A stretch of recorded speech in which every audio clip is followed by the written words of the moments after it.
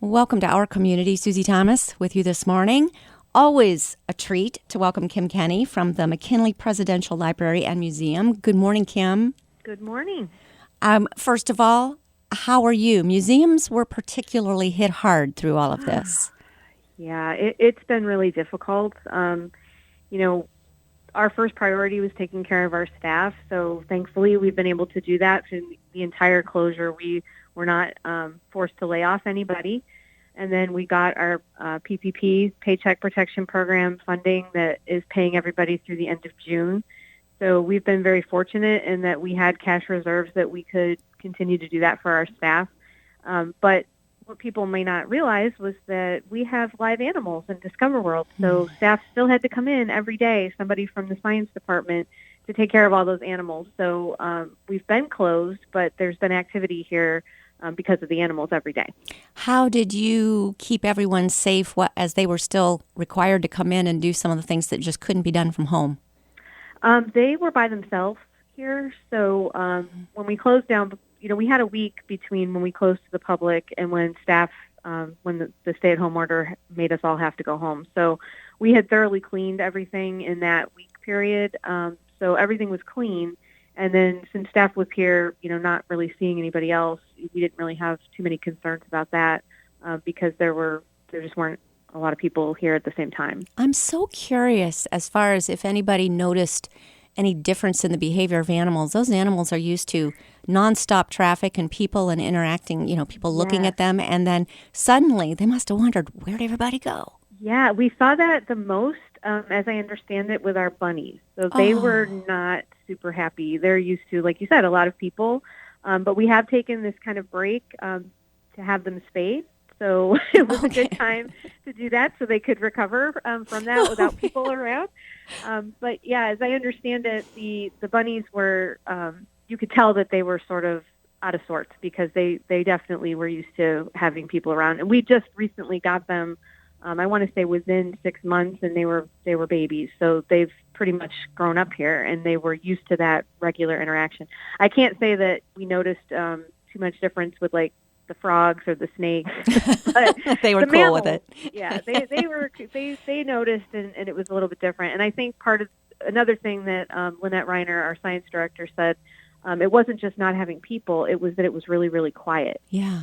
So they actually started turning on some of the videos and things during the day when they came in to feed and clean the cages. Nice. So they would have some noise and a little bit of normalcy for the residents of Discover World. Well, those poor bunnies are going to freak out now if you were ever closed for an extended time because they're scared to death of what's going to happen to them now.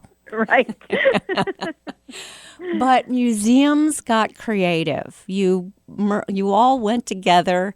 It was a perfect case of a rising tide lifts all the ships and really joined together. Talk about that cooperation that happened among all the museums really throughout the area, correct? Yeah. All the directors of all the regional museums, we're all friends. We all know each other. We're in touch with each other a lot. And when this started happening and we started to wonder, what are we going to have to close?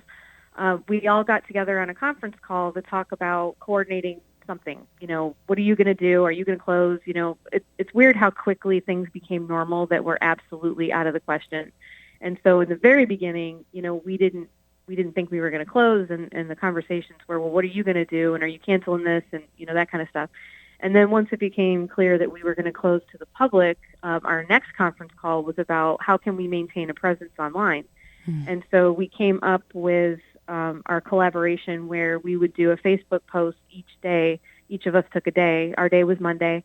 But for us, it became clear early on that all of our departments wanted to do this, and we only had the one time slot with our collaboration. So we each took a day and did something. So I have a fashion program that I actually have a couple of them, and I combine them to do a special fashion thing on Fridays, and then, our planetarium had a day, and the science department had a day. So we really ramped up all of that digital content. And, that's what we hope happens is that, as we start to kind of come back to life, we have other responsibilities, and we aren't going to be able to maintain, a daily presence, but that we still want to keep our collaboration presence so that we'll still post something every Monday is our goal.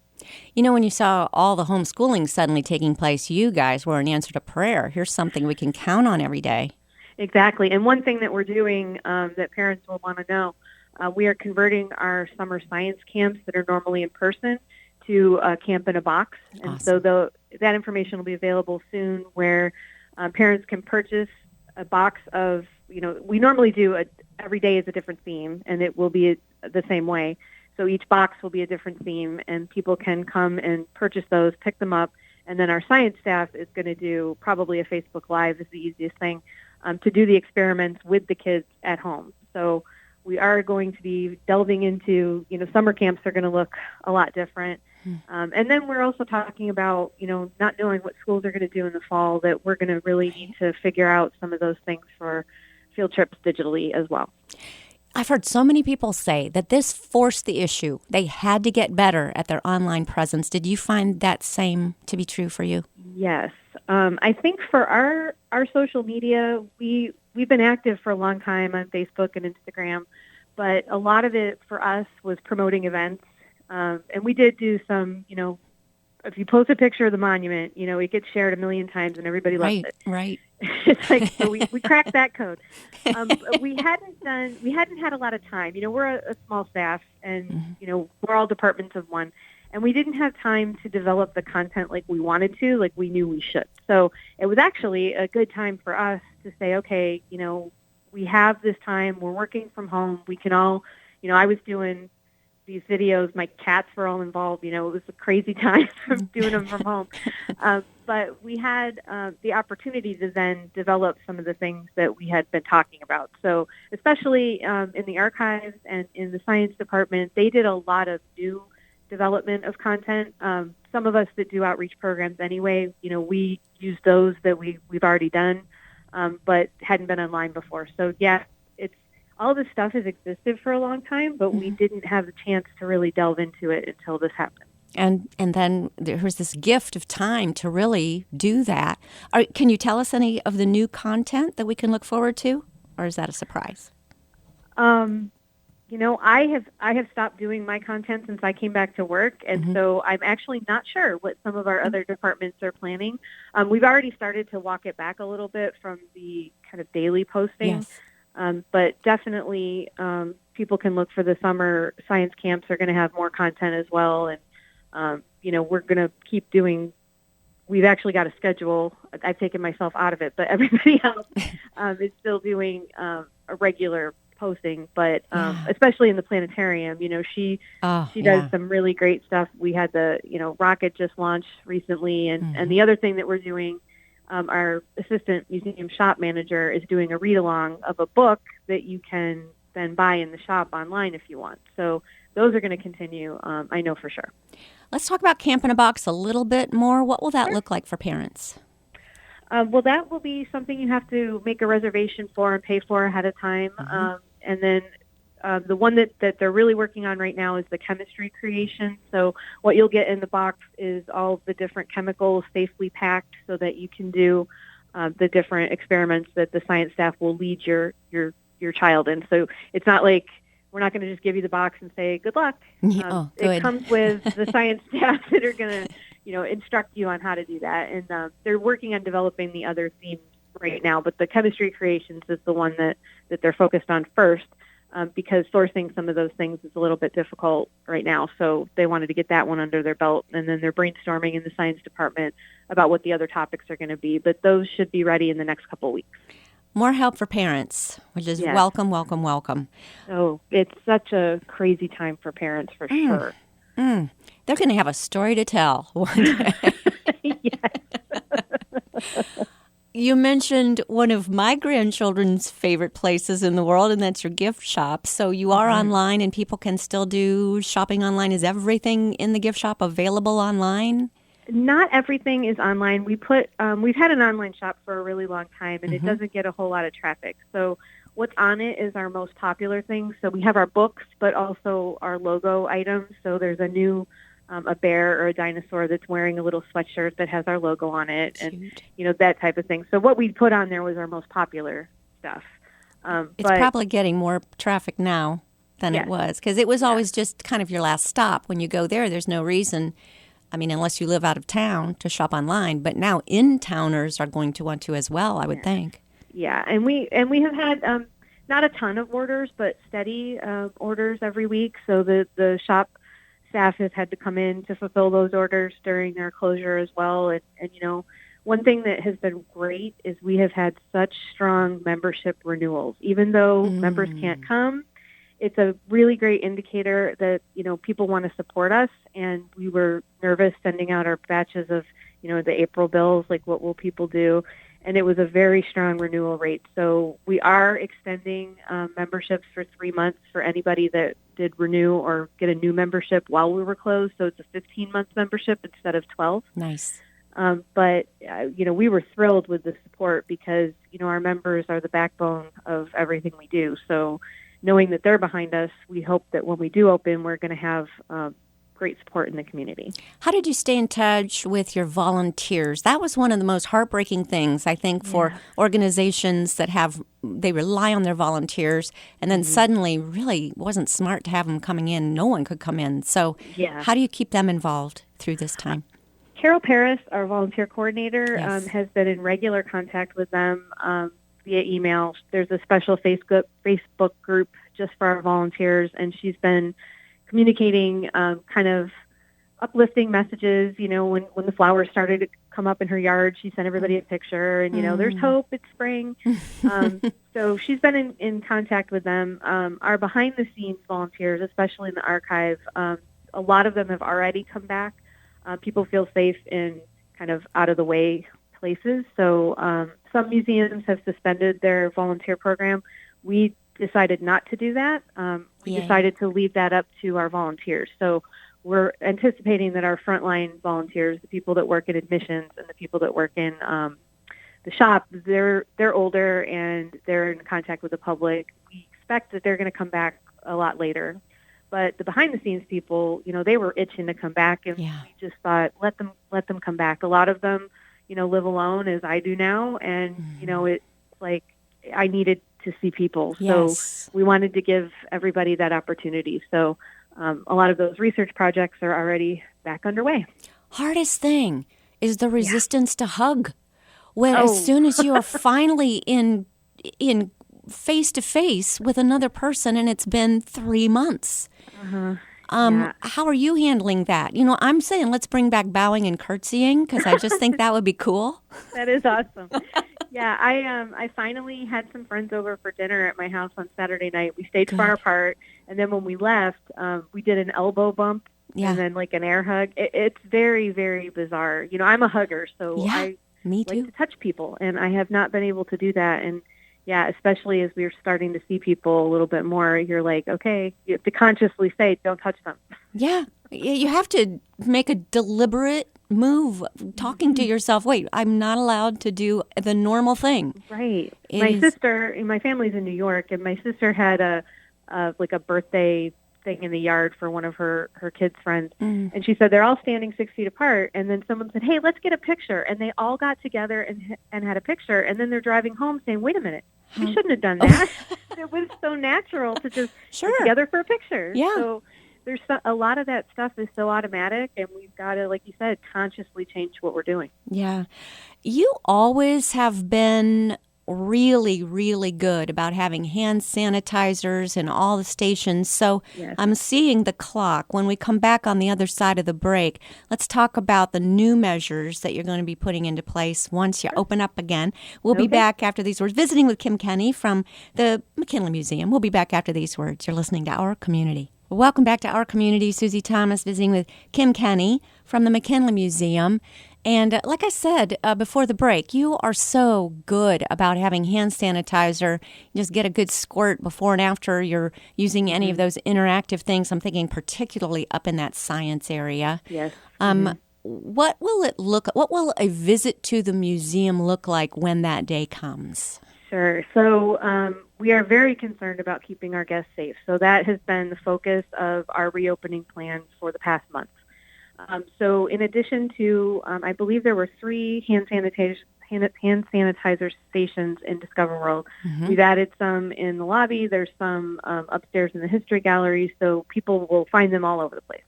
But in terms of what will happen when you come, at first, we are not opening 7 days a week. We're going to be open Tuesday through Saturday. And then we're going to do a modified kind of time ticketing situation. So depending on what the capacity is that we're allowed to have, we expect it to be 50% of our regular capacity. We will sell that number of tickets from 9 to 12, and then we're going to close down from 12 to 1. So everybody has to leave. So there's a morning time when you can buy a ticket, and then an afternoon time when you can buy a ticket. So 1 to 4 is the second option. So let me stop you right there for a minute. So for those who have the annual passes, you still need to make a reservation. You can't just drop in because you think, hey, now's a nice day to stop in. Well, we're not equipped to do reservations ahead of time. We figured that we don't have the staffing to cover that kind of thing. So It is going to have to be a come in and take your chances. Truthfully, though, our capacity, if it's 50% capacity, we can take 224 people in each of those time slots. And that would be a very, very, very busy day for us. So we don't think that number is going to be that big of a deal for people. Good. So go ahead and stop in, because probably there's room for you if you happen to own a pass. Exactly. Yeah. And so from 12 to 1, we're gonna close down, and we're gonna sanitize, and we're gonna do it throughout the day as well. But we're gonna really close down for an hour from 12 to 1. All hands on deck. Go sanitize all high touch surfaces. So any of the buttons in the street of shops, any of the things that are interactive in Discover World. But there are things that we know we can't clean very well, and that's one thing that we want the public to know. If we don't believe that we can clean it, we are closing it down. So what would those be? When you come here, there's going to be certain things that are not available. So, for example, we have a fur pelt exhibit in Discover World. You can't clean fur safely for people. So that's going to be closed. We are going to be closing the shadow catcher because we're concerned about airflow. So when you go in the shadow catcher, there's no circulation in there. We were afraid, we're starting to learn now that it's not as much a surface touching issue as it is these aerosol droplets. And we feel like people will breathe in there, and then, that could be dangerous. So the shadow catcher will be closed. Unfortunately, the planetarium is also going to be closed, at least through the summer. We just were not comfortable packing people into a small area like that. The other thing is our seats are cloth. We can't clean those easily either. So there are going to be reduced things that people can't do, and we aren't changing our admission because, quite frankly, we need those admission dollars to start coming back. So we just need people to know ahead of time that when you come here, there are a few things you're not going to be able to do. But the things that we can clean, people can be confident that, they will be clean and to the best of our ability. The actual products that we have purchased are hospital-grade disinfectants. So that's another thing we want people to know. We're taking it very seriously. We're using very strong disinfecting products, and we're going to be cleaning regularly. And one of the reasons that we're closing on Sunday and Monday is anticipating that Saturday is going to be our busiest day still, and we're going to need extra time to make sure that we get everything clean because we're going to be so busy. So we really feel like we have thought about all the things that we could possibly think about so that we can keep everybody safe. We need to do a fundraiser for you where we get you one of those robots that goes around and zaps everything with with the lasers like the hospitals have. Yeah, the light flash or whatever it is. Yes. And then everything could be open. Speaking of fundraisers, not able to do the normal, usual things you do. No. So how are we raising funds besides coming and visiting? We have a fall fundraiser every year in September, and we are currently talking about a way to make that a virtual event. When we closed, we had a murder mystery dinner that was sold out, and we were close to selling out our annual bridal show. Both of those events are indefinitely postponed. We're not canceling them, but it's pretty much looking like it'll be 2021 before either we'll be allowed to do it or people will be comfortable doing it.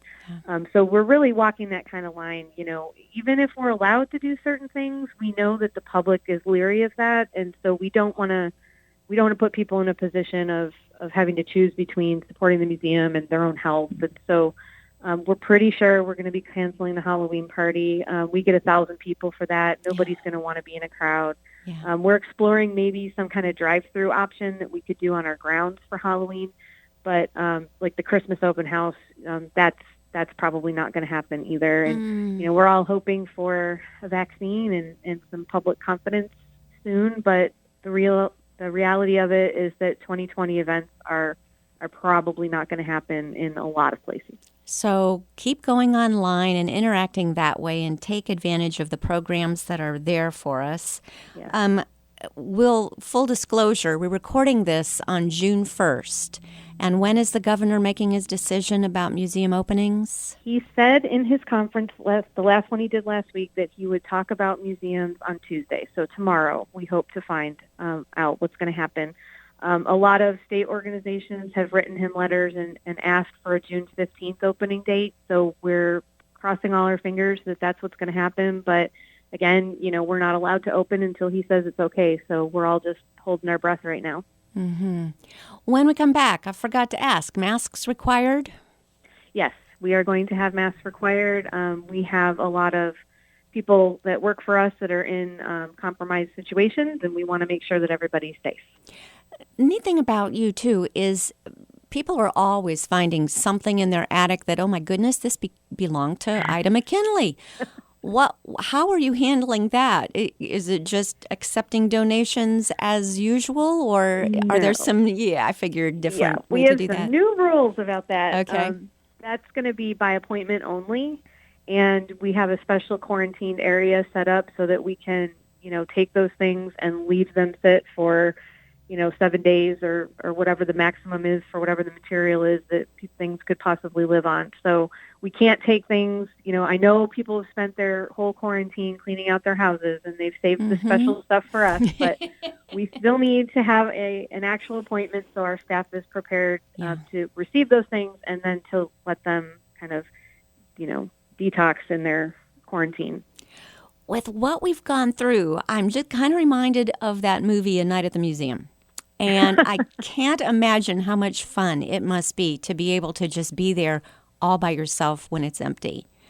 Did you experience that? Was it cool?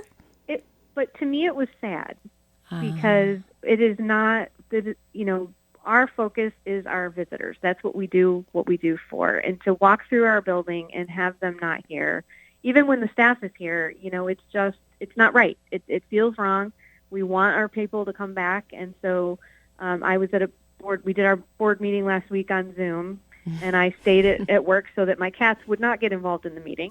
And so I had to lock up after everything was over because everybody was gone. And I walked through Discover World, pitch dark, and I just thought, this is just not right. Like we need to open. We want to open. That's what we do for. I mean, yes, it was nice to have some time. We did a couple of projects. We actually had a capital replacement project where we got a new carpeting and new paint for the museum shop. And so everything was out in the hall for a week. And, without having visitors here, it was a good time to do that. So we did get some of those projects done that are difficult to do when the public's around. But we're all done with those things. We just really want people to come back. Somebody might be new in town and they're saying, my goodness, this sounds like a great place. So let's take them through what they would find there on a normal day. Sure. So we have, we're the weirdest presidential library that you'll ever visit because we have a lot besides President McKinley. So our history floor on the second floor has the McKinley Gallery where you can meet the President and First Lady. There's animatronics, and they talk, and they have different programs that they talk about the Civil War. They talk about the Front Porch Campaign. They talk about, you're planning to go to Buffalo, which we all know turned out really bad. But we also have an indoor town called the Street of Shops. So we have all kinds of things that you can walk through. There's a cabin, there's a gas station, there's a hotel lobby. Our HO train layout is in that area as well. We have the Stark County Story, which is 200 years of our county's history, and then we have the Keller Gallery where there are changing exhibitions. And we had a wedding dress exhibit that was supposed to close in May, And we've extended that through September. Oh, so good. if people have heard about it and they didn't get in and they thought, oh no, I'm going to miss it, we're leaving that up. We rearranged a bunch of things. So we were supposed to open a Norman Rockwell Museum traveling exhibit in June, and we've postponed that for a couple years actually. So any of the previously published schedules are different now, but the wedding dress exhibit will be on view through the middle of September. Are those the same wedding dresses that would have been modeled in your No. decades of bridal? These are different? Yeah, these are from our collection. So there are 24 dresses from 1880 to 1980. And they're all from our collection. A lot of them have been in the bridal show before, and then they were donated. But we borrow the dresses for the show, so we wear them in the show. But then once they are donated to the museum, they retire from that. So you don't wear a museum collection. Only a mannequin gets to wear museum collection. Only a mannequin could fit in a museum collection. Those ladies did well, and you. I'm not as small as I used Those to are be, but tiny, tiny dresses. They're very, very tiny dresses. Our smallest dress form has like an 18-inch waist, and there are actually dresses in our collection that are smaller than that. So, you can display them depending on whether or not, if you do it up against the wall, if they have hooks and eyes in the back and you can't quite get them all done, you can do that. But some of them, we have a really hard time even displaying them because they're too tiny. So small. What's your favorite thing in your collection? I always go back to Ida McKinley's Diamond Tiara. Yeah. My favorite thing. It's, I'm a girly girl, so, diamonds are sparkly, and, especially we went through a whole fundraiser to buy that back from the television show Pawn Stars, and, it was a really exciting acquisition for us, and that's on permanent display in the McKinley Gallery, so that's always my favorite. But second to that is our textile collection. People around here always joke around that I can't do an exhibit without putting a dress in it, which is absolutely guilty. That's totally fine. Guilty. What's wrong with that? That's my favorite part of our collection, because that's just the history of fashion is a lot of fun. So I definitely like that. I interrupted you because you were taking us around, and I don't think we got to the science part. Oh, right, yeah. So our first floor is Discover World, and that is our interactive science center, and it has 3 content islands. So you'll meet an animatronic dinosaur named Alice. She's an Allosaurus on Natural History Island. And then as you move into Ecology Island, that's where all the live animals are. So in addition to the bunnies, we have some sugar gliders, we have a possum, and then a lot of amphibians and reptiles as well. And pond, a beautiful pond that has a bunch of fish in it. And then up in the kind of upper part is Fascination Station, which is where all of the interactives are. And those are the things that we're most focused on sanitizing. Hopefully hourly we'll be able to get up there and do that. So the Discover World staff is ready for what they need to do, because that's one of the things that we've heard is that people are a little reluctant to come back to science centers. And we're fortunate that we're also a history museum. But if you come here because of science, then we want you to know that we're doing everything we can to keep you safe. Well, go to the website in the meantime. And what is that, Kim? McKinleyMuseum.org. Do shopping in the gift shop, make a donation, buy a membership. Kim Kenny, thank you so much for all you do in our community. You are welcome. Thank you.